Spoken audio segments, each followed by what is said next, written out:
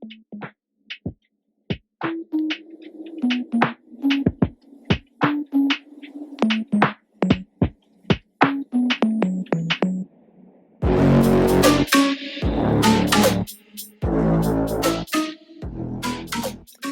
guys, it's Megan from Vigilante Vibes, and I'm here with another character breakdown today, and I'm continuing my Marvel coverage of the mutants, or my mutant coverage of Marvel, or my coverage of Marvel mutants. It can work either way. So yeah, I am going to introduce you to a character that I find to be extremely underrated, and I hope you get to learn a little something, or if you already know about this character, I'm glad to hear that. Before I get started, be sure to like and subscribe so you don't miss any more of my character breakdowns or anything else I have. So, who are we talking about today? We're going to talk about Tommy. Just Tommy. There was never a last name. Tommy's first appearance in Marvel Comics was in Uncanny X-Men number 210 in 1986 and was created by Chris Claremont and John Romita Jr. So, back in the day, Tommy had a pretty rough time. She felt like a total outsider and she was always alone. See, she had this wild mutant power where she could turn it as thin as a piece of paper whenever she wanted, then pop right back to normal. But her awesome power just freaked everyone out, and they wanted nothing to do with her. So she ended up finding a home with the Morlocks, a group of outcasts living underground, and their leader, Callisto. Tommy and some of her new friends decided they wanted more. So they left their underground home, the Alley, to check out the world up top. But things went bad very fast. The Marauders, this group of ruthless killers, started hunting them down, and it turned into what people now call the Mutant Massacre.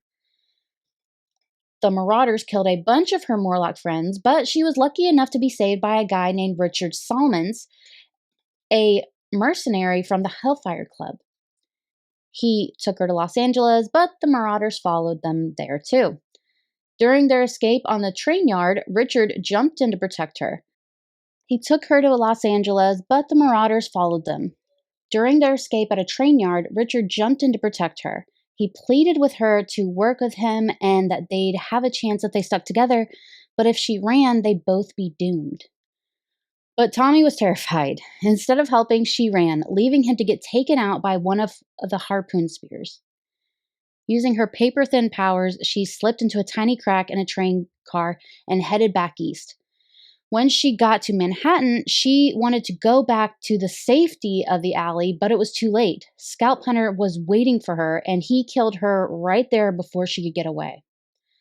So during Scalp Hunter's rehab, Danger used a special holographic room to make him relive the Morlock massacre. In the simulation, Scalp Hunter was forced to face the horrible things he'd done.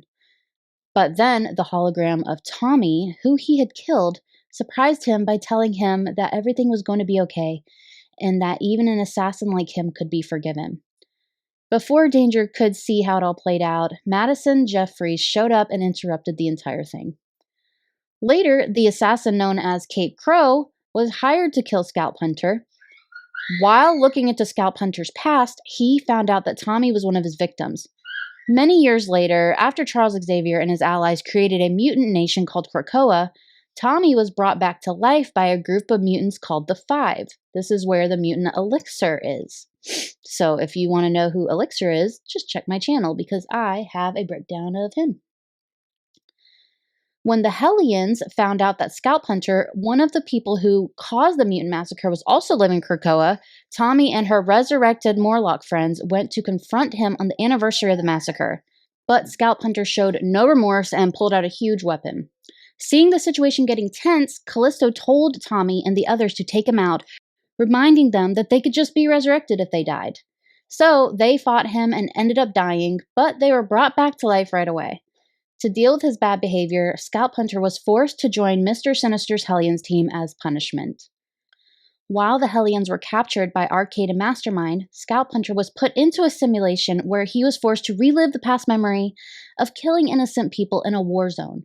To his horror, his victims' faces morphed into the faces of the Morlocks, including Tommy. But the nightmare got even worse when Tommy and Sybil turned into flesh-eating zombies and attacked him. Later, Tommy became a member of the X-Force as a recon agent. When they found out that Orcus had an observation team in Paris watching a gate that Dr. Myra McTaggart was using, X-Force came up with a clever plan. They set up another gate on a different floor to throw Orcus off, while Tommy was stationed in a nearby building to keep an eye on the Orcus team. When the Orcus operatives realized they'd been tricked, Tommy was quick to alert Sage, making sure X-Force stayed one step ahead. Finally, in astral form, Tommy appeared with every other mutant to help Jean Grey defeat Enigma. So that is Tommy. She does not have much to her story. Most of her story is about other people, which is like, it's just kind of weird. I feel like they never took her seriously, ever. I mean, you became a recon agent, and this girl is the brightest colored mutant of all mutants. Like, she is a rainbow, so I mean, that's that. Whatever. But I like Tommy. I feel like not enough people know about her. So, like always, I have some comics you can check out to get to know Tommy even better. These are only the ones I've read, so if you have any other ones I should check out, please let me know in the comments. Starting off the Uncanny X-Men number 210, Hellions number 1, Inferno Volume 2 number 1, and X-Men Hellfire Gala. So, with that being said, thank you for listening. Thank you for checking out this video. I hope you will like and subscribe, and have a marvelous day.